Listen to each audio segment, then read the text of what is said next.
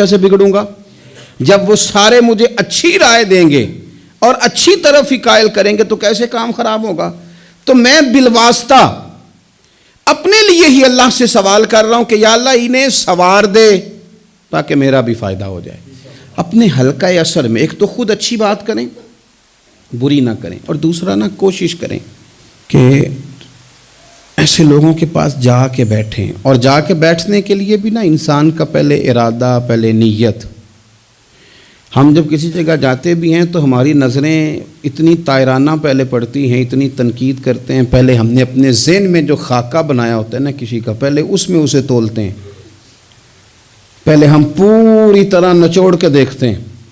کہ کون سی چیز صحیح ہے اور کون سی غلط ہے۔ اس ذائچے میں اگر کوئی پھر بھی پورا اتر آئے، پھر بھی اس کی کہی ہوئی باتوں کو اس ذوق سے قبول نہیں کرتے۔ جب آپ کا سیکھنے کا مزاج ہے تو پھر تو ہمیں کہا گیا کہ یہ علم، یہ معرفت، یہ تو مومن کی گم شدہ میراث ہے، مومن کی ہے، اس سے گم ہو گئی ہے، جہاں سے ملے وہاں سے حاصل کرو، خیر کی بات آپ ذہن بنائیں، اچھا گمان کریں کہ یار میں نے سیکھنا ہے، تو آپ طالب علم سے بھی سیکھ لیں گے، چھوٹے بچے سے بھی سیکھ لیں گے۔ اگر آپ کا ذہن ہے اور اگر یہ نہیں ہے تو پھر میرے بھائی اینک اتنی تگڑی ہے، اتنی سخت ہے کہ اس کے شیشوں پر کوئی پورا اتر سکتا ہی نہیں، تو پھر کس طرح سیکھیں گے؟ آپ حضرت ابن الجوزی رحمۃ اللہ علیہ فرماتے ہیں کہ ایک درویش تھے، حضرت ابو ہاشم ان کا نام تھا، کہتے ہیں بڑی مجبوری تھی، مجھے کہیں جانا تھا تو کشتی نہیں مل رہی تھی، اچانک ایک کشتی گزرنے لگی تو میں بھی سوار ہونے لگا، تو ملاح نے مجھ سے کہا کہ یہ ایک صاحب بیٹھے ہیں، بڑے امیر ہیں، ساتھ ان کی کنیز ہے، انہوں نے مجھ سے بک کر لی ہے ساری کی ساری، کی عقیدہ سی سالم کرا لیا ٹانگا، وہ ساری کی ساری بک کر لی ہے، تو میں تو کسی کو نہیں بٹھا سکتا۔ تو وہ جو صاحب بیٹھے تھے بڑے سیٹھ آدمی تھے، کہنے لگے میاں آپ کسی اور کشتی میں، وہ جو ان کی کنیز تھی نا، وہ کہنے لگی چہرے سے کوئی نیک آدمی لگتا ہے، چلو اتنی سواریوں کی جگہ ہے، کسی کونے خدرے میں بیٹھ جائے گا، ہمارا کیا جائے گا؟ کہا اچھا چلو آ جاؤ۔ کہتے میں کونے میں بیٹھ گیا، تھوڑا رستہ آگے گیا، انہوں نے کھانے کا سامان نکالا، مجھے بھی کھلایا، لیکن کھاتے کھاتے میری نظر پڑی تو اس میں تو شراب کے برتن بھی تھے معاذ اللہ۔ پھر اس شخص نے کھانا کھانے کے بعد اس کنیز سے کہا کہ مجھے معاذ اللہ گانا سناؤ، وہ گانے گانے لگی، یہ میری طرف متوجہ ہونے لگا، مجھے کہنے لگا سنو، میں نے کہا میں یہ نہیں سنتا۔ پھر میری طرف شراب بڑھائی، میں نے کہا میں نہیں پیتا، تو کہنے لگا تو کیا سنتا ہے، تو کیا سنتا ہے؟ تو کہنے لگے میں سناؤں کیا سنتا ہوں؟ کہا سنائیے، فرماتے میں نے قرآن پاک پڑھنا شروع کر دیا۔ کچھ لوگ، میں آپ کو یقین سے کہتا ہوں، کچھ لوگ ایسے ہیں جن کی زندگی دور گزر گئی ہے مسجد سے، انہیں کو بندہ چاہیے جو تھوڑا سا جا کے پیغام حق سنائے۔ یعنی ان کو پتہ ہی نہیں ہے کہ دین میٹھا کتنا ہے، حسین کتنا ہے، قرآن میں چاشنی کتنی، سرکار کی تعریف کا، نعت خوانی کا رنگ کتنا شاندار ہے۔ میرا یہ ماننا ہے کہ جسے رب رسول کے رنگوں کی خوشبو کا پتہ چل گیا نا، پھر دنیا کا کوئی اور رنگ اسے اپنی طرف مائل کر ہی نہیں سکتا، سوال ہی پیدا نہیں ہوتا۔ کچھ لوگوں نے سونگا نہیں ہے، آئے نہیں ہیں، قریب نہیں آئے۔ تو شیخ ابو ہاشم کہتے ہیں، مجھے کہنے لگا سناؤ نا، امیر آدمی تھا، کبھی اس طرف گیا ہی نہیں تھا، ڈھیروں لوگ ہیں جو نہیں مسجد جاتے، الہاکم التکاثر حتی زرتم المقابر، اللہ فرماتے ہیں کہ تمہیں دولت کی ہرس نے اتنا عجیب الجھا دیا کہ قبروں تک پہنچ گئے تم۔ بہت سارے لوگ ہیں قبر میں چلے جاتے ہیں، مسجد میں نہیں آتے۔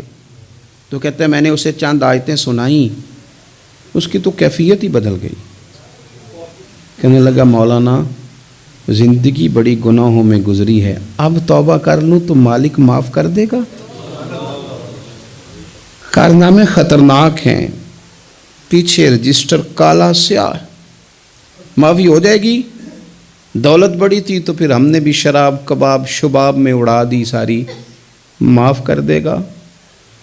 تو کہتے ہیں میں نے کہا ہو بندے کے آنے کی دیر ہے، اس کی رحمت تو فوراً ہی قبول کر لیتی ہے، ویسے بھی عدل کریں تے تھر تھر کمبن، اونچیاں شانہ والے تجھے فضل کریں تے پھر تے بخشے جامن میرے جے منہ کالے۔ کہتے اس نے اس کنیز کو آزاد کیا، دولت اللہ کی راہ میں خیرات کی، 40 سال میرے ساتھ رہا، پھر میں نے اس کی زبان سے سوائے خیر کے جملہ نہیں سنا۔ ایک کی بات کرتا تھا، کہتا تھا شیخ کاش آپ مجھے تھوڑا پہلے مل جاتے، زندگی سے یہ گلہ ہے کہ تو ذرا دیر سے ملا ہے، پہلے مل جاتے نا تو شاید میری زندگی کچھ اور دن بن جاتے، تھوڑی دیر اللہ والے کی صحبت۔ آپ فرماتے ہیں پھر وہ 40 سال کے بعد میرے سامنے انتقال ہوا، میں نے ہی دفن کیا، میں نے ہی قبر میں اتارا، جنازے کا اہتمام بھی میں نے ہی کیا، میرا یار تھا، دل لگ گیا تھا، پیار ہو گیا تھا، میں پریشان رہتا، ایک دن خواب میں مل کے مجھے کہنے لگا فکر نہ کر، میں نے اپنے رب کو بڑا ہی مہربان پایا ہے، میں نے اسے بڑا کریم پایا ہے، معاف کرنے والا پایا ہے، درگزر کرنے والا پایا ہے، اس نے فضل فرما دیا، میرے گناہوں پر اس کے عفو و درگزر کا قلم چل گیا ہے، اور میرے حق میں جو فیصلہ آیا ہے وہ رحمت والا ہی آیا ہے، فضل والا ہی فیصلہ آیا ہے۔ عزیز دوستو، تھوڑی دیر کسی نیک آدمی کی صحبت، ایک تو یہ ہے کہ وہ صحبت تقوی کی طرف مائل کرے گی، تو برے آدمی کی صحبت نا آپ کی طبیعت میں ہجان پیدا کرے گی، ہجان۔ وہ لوگ ہی ہوتے ہیں جو مل کے کہتے ہیں چھوڑ ساری دنیا داری ہے، پیسے ہوں تو سارے ٹھیک ہیں، یہ لوگ ہی ہیں جو یہ سبق بھی پڑھاتے ہیں، وہ لوگ ہی ہیں وہ کہتے ہیں چھوڑ یار، کون سے درویش، کون سے مولوی، کون سے دیندار، سب اسی طرح کے ہی ہیں، یہ لوگ ہی ہیں جو کہتے ہیں چھوڑو میاں تم کس چکر میں پڑ گئے، ابھی تو اتنی عمر پڑی ہے۔ یہ سب چیزیں ہیں۔ ہمارے صاحب رحمۃ اللہ علیہ ارشاد فرمایا کرتے تھے کہ بڑے بڑے گھروں کے مہمان نہ بننا، ورنہ بڑے بڑے اونچے اونچے مکان تمہارا بھی دل چاہے گا، کبھی میرا بھی اس طرح کا گھر ہو جائے نا۔ بڑے بڑے اونچے اونچے منصب دار لوگوں کے پاس نہ جانا، ورنہ تمہارا خیال بڑھے گا، دعوت کے لیے جانا، پیغام حق کے لیے جانا، وہ معاملہ ایک الگ ہے، لیکن اس شوق سے جانا کہ یہ بڑا آدمی ہے، فرمایا تمہارے لیے مشکل ہو جائے گی، تمہارا دل کہے گا کہ تو اتنے بڑے گھر میں کیوں نہیں رہ سکتا۔ اور پھر میں نے یہ بھی دیکھا ہے کہ بڑے بڑے خیر والے لوگ تھے لیکن صحبت بری مل گئی، لوگ نہیں ٹھیک مل سکے، مشیر نہیں ٹھیک مل سکے، معاونین نہیں ٹھیک مل سکے، رستے میں رہ گئے۔ صحیح بخاری میں ایک بادشاہ کا واقعہ ہے، بادشاہ کا، میں نے جب اسے پڑھا تو میں حیران ہی رہ گیا کہ یہ جو مشیر وزیر ہوتے ہیں یہاں تک لے جاتے ہیں بندے کو۔ ہمارے ایک وزیر صاحب نے تھوڑے دن پہلے کہا ہے بیچارے نا خبروں میں رہنے کے لیے اس طرح کی شرارتیں کرتے ہیں، اس کی وجہ یہ ہوتی ہے کہ ملک کا نظام تو چلتا نہیں، تو پھر وہ چاہتے ہیں کچھ لوگوں کو ادھر الجھا دو تاکہ وہ اصل سے ان کی توجہ ہٹ جائے۔ انہوں نے کہا جی قائد اعظم اسلامی ملک نہیں بنانا چاہتے تھے، تو کون سا بنانا چاہتے تھے؟ پاکستان کا مطلب کیا؟ لا الہ الا اللہ محمد رسول اللہ صلی اللہ علیہ وسلم۔ میں آپ کے جواب میں صرف اتنی بات کہوں گا کہ جو پاکستان بنانے والے تھے نا وہ آپ کی طرح کے لوگ نہیں بنانا چاہتے تھے، آپ کی طرح کے لوگوں کے حوالے نہیں کرنا چاہتے۔ ہمارے لیڈروں کا یہ حال ہے کہ اس طرح کے لوگوں کو مشیر بنا لیتے ہیں،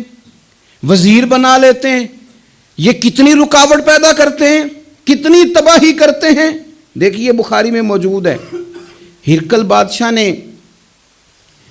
حضرت ابو سفیان رضی اللہ تعالیٰ عنہ جو اس وقت ابھی کلمہ نہیں پڑھتے تھے ان کو بلا کے نبی پاک علیہ السلام کے بارے میں ساری باتیں پوچھی،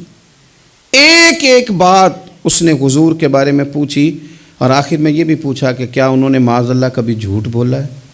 تو ابو سفیان کہنے لگے نہیں، قربان جاؤں میری مخالفت اپنی جگہ پہ، لیکن وہ میرے سامنے پیدا ہوئے ہیں،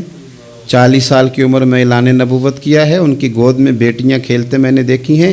ان کے مقدس بال میرے سامنے سفید ہوئے ہیں، محبوب نے جب بھی بولا حق اور سچی بولا ہے۔ اس کی نا طبیعت میں دین اتر گیا بادشاہ کی۔ اس نے اس کے جواب میں بڑا خوبصورت جملہ کہا، کہنے لگا جس نے بندوں سے کبھی جھوٹ نہیں بولا وہ یہ جھوٹ کیوں بولیں گے کہ میں اللہ کا رسول بن کے آیا۔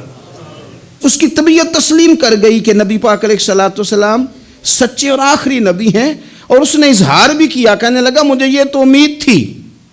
کہ اللہ کے آخری محبوب علیہ السلام اپنی شانوں، عظمتوں، رفعتوں، بلندیوں سمیت تشریف لانے والے ہیں، پر یہ نہیں پتہ تھا کہ وہ اہل عرب میں سے آئیں گے۔ اس نے کہا میں جلدی سے حاضر ہو کے نا حضور کی اطاعت قبول کرتا ہوں، لیکن بادشاہ تھا نا، بڑا آدمی جو ہوتا ہے نا وہ اپنے ماحول کو